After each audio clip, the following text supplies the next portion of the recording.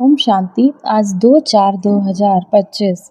मीठे बाबा के मधुर मुरली का मुख्य सार है। मीठे बच्चे, इस पुरानी पतित दुनिया से तुम्हारा बेहद का वैराग्य चाहिए, क्योंकि तुम्हें पावन बनना है।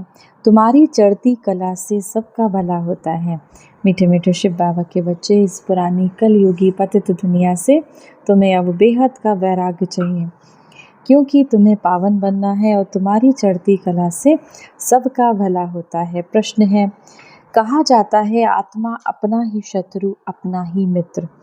सच्ची मित्रता क्या है? उत्तर, एक शिव बाबा की श्रीमत पर सदा चलते रहना, यही सच्ची मित्रता है। एक शिव बाबा की श्रीमत पर सदा चलते रहना, यही सच्ची मित्रता है। सच्ची मित्रता है कि एक बाबा को याद कर पावन बनना और शिव बाबा से पूरा वर्षा लेना। यही मित्रता करने की युक्ति बाबा ही बतलाते हैं। संगम युग पर ही आत्मा अपना मित्र बनती है।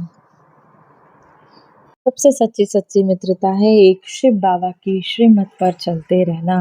बाबा ने जो हमें मत दी, बाबा ने जो हमें सुनाया, उस पर चलते रहना। गीत है आज की मुरली से, तूने रात गवाई सोए के। धारणा के लिए मुख्य सार है। पहला नंबर, गायन व पूजन योग्य बनने के लिए पक्का वैष्णव बनना है। खान पान की शुद्धि के साथ साथ पवित्र रहना है। इस वैल्यूबल जीवन में सर्विस कर बहुतों का जीवन श्रेष्ठ बनाना है। दूसरा, शिव बाबा के साथ ऐसा योग रखना है जो आत्मा की लाइट बढ़ती जाए। बाबा से कैसा योग रखना? जो आत्मा की लाइट बढ़ती जाए।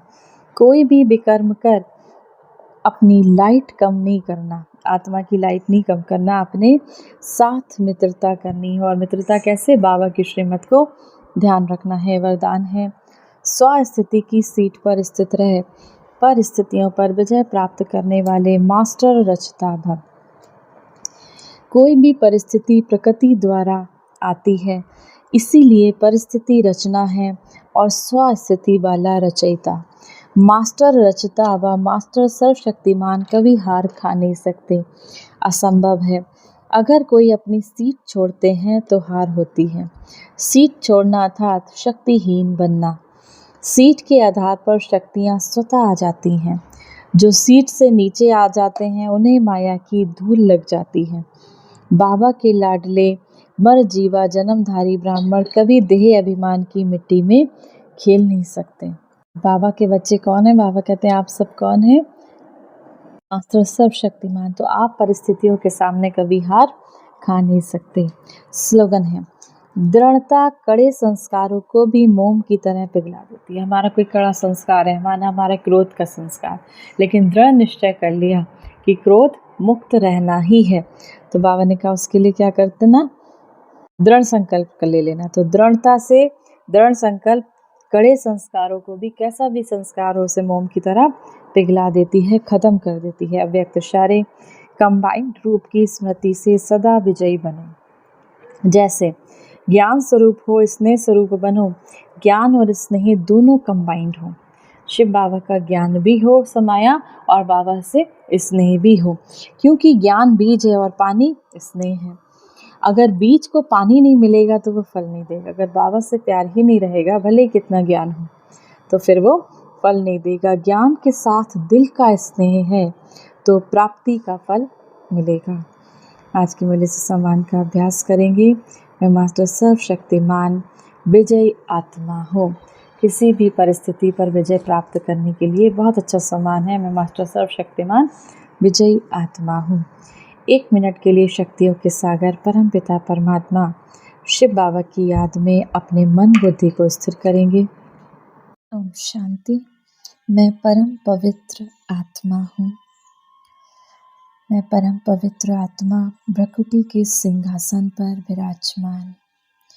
मुझसे पवित्रता के वाइब्रेशंस चारों ओर संसार में फैल रहे हैं। पवित्रता मुझ आत्मा का स्वधर्म है। मेरी श्वास, मेरा जीवन, मेरा श्रृंगार है। सभी आत्माएं मुझ पूज्य पवित्र आत्मा को पुकार रही हैं।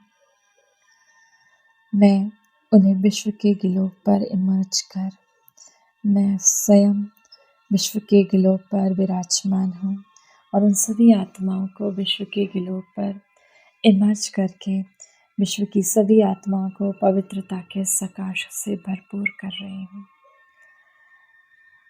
जिससे सभी आत्माएं असीम शांति व आनंद का अनुभव कर रही हैं। पवित्रता मेरा स्वरूप है, मेरा आदि अनादि स्वरूप पवित्रता है। मैं अपने ओरिजिनल स्वरूप पवित्र स्वरूप में स्थित हूँ। इस संसार के एक एक कण को पावन बना रही हूँ। प्रकृति के पांचों तत्वों को पावन बना रही हूँ।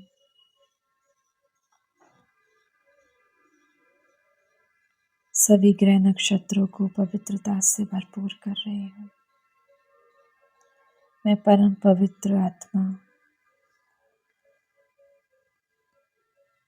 इस संसार के हर एक आत्मा को पवित्रता से संपन्न कर रही हूँ।